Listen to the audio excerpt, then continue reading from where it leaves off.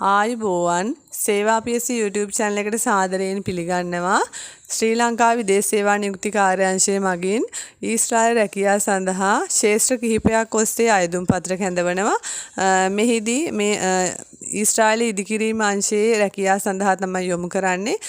මෙම රැකියාව සඳහා මූලික සුසුකම් කිහිපයක් ඔස්සේ තමයි මේ අයදුම් කරුවන් තෝරන්නේ. ඒ වගේම මේ සඳහා වයස් සීමාවක් තියෙනවා. ඉතින් මේ අයදුම් කරුවන් සඳහා කොහොමද මේ ඊශ්‍රායල් රැකියාව වලට අයදුම් කරන්නේ? ඒ වගේම කොපමණ මුදලක් වියදම් වෙනවද?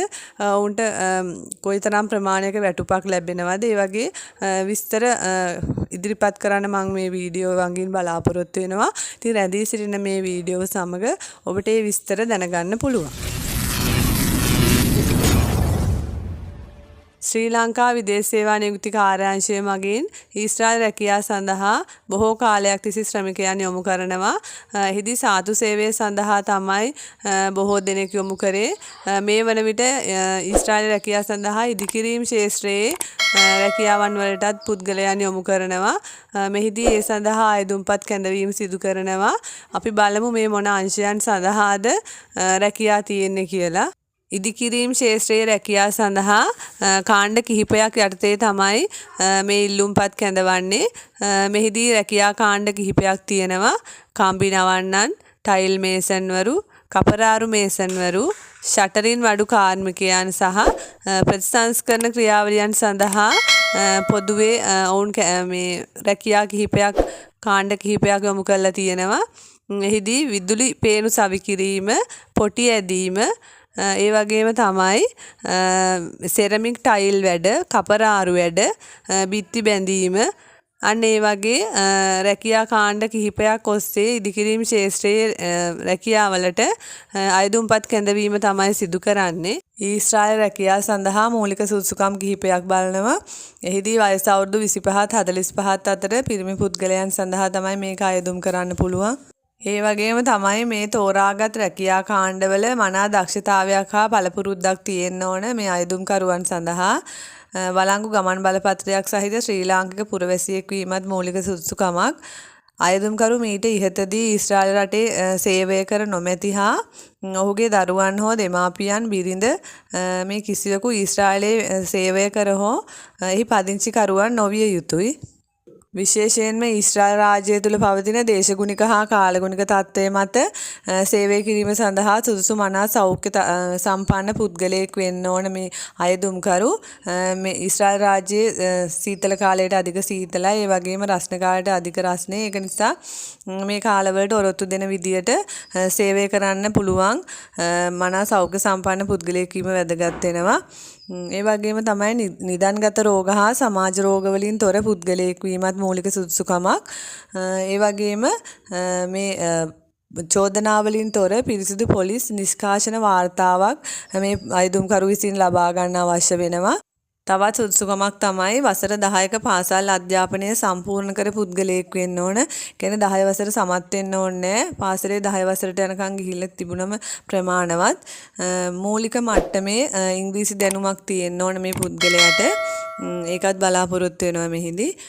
මේ ඉහත රැකියා ශාස්ත්‍රයන්හි ඉදිකිරීම් ශාස්ත්‍රයේ ඉල්ලුම් කරලා මේ පළවෙනි සම්මුඛ පරීක්ෂණය තේරිලා අවසාන කුසලතා පරීක්ෂණයෙන් අසමත් වුණු පුද්ගලයන් සඳහා නැවත මේ ඊශ්‍රායල් රැකියාව සඳහා අයදුම් කරන්න බැහැ. ඔවුන්ට ඒක මේ සුදුසුකම් ලබා දෙන්නේ නැහැ මේ සඳහා.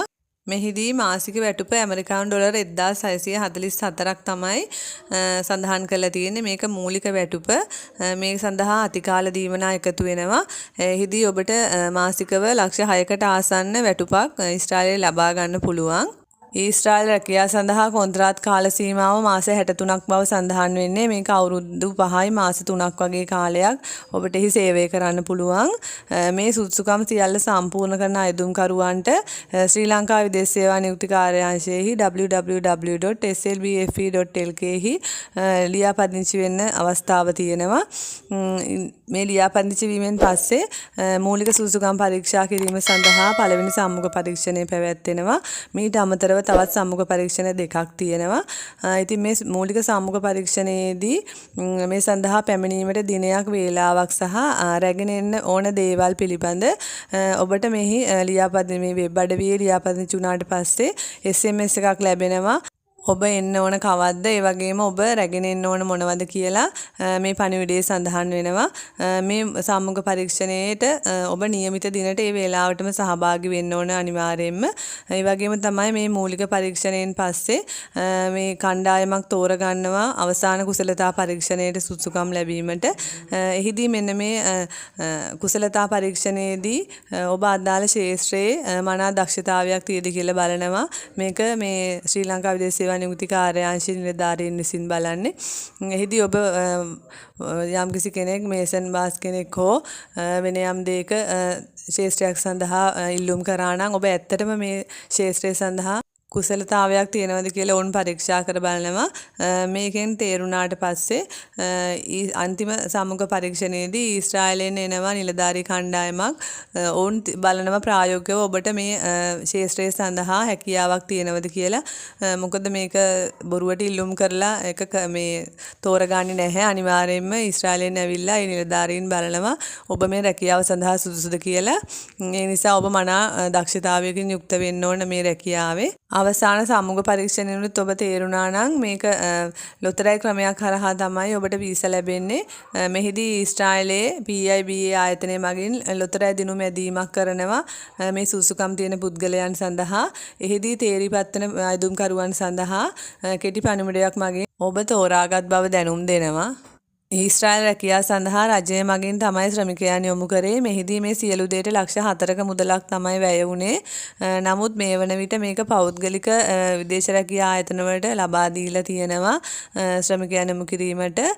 මෙහිදී විශේෂයෙන්ම මතක තබා ගන්න මේ පෞද්ගලික ඒජන්සි රජයේ ලියාපදිංචියේද කියලා නීත්‍යානුකූලව ශ්‍රී ලංකා විදේශ සේවා නියුක්ති කාර්යාංශයේහි ලියාපදිංචි වුණු රැකියා ඒජන්සි වලින් පමණක් ඔබ විදේශගත වෙන්න නැත්නම් වංචනිකයන්ට හසු වෙලා ඔබේ මුදල් නැති වෙලා ඉතා අපහසුතාවයටපත් වෙන්න පුළුවන්.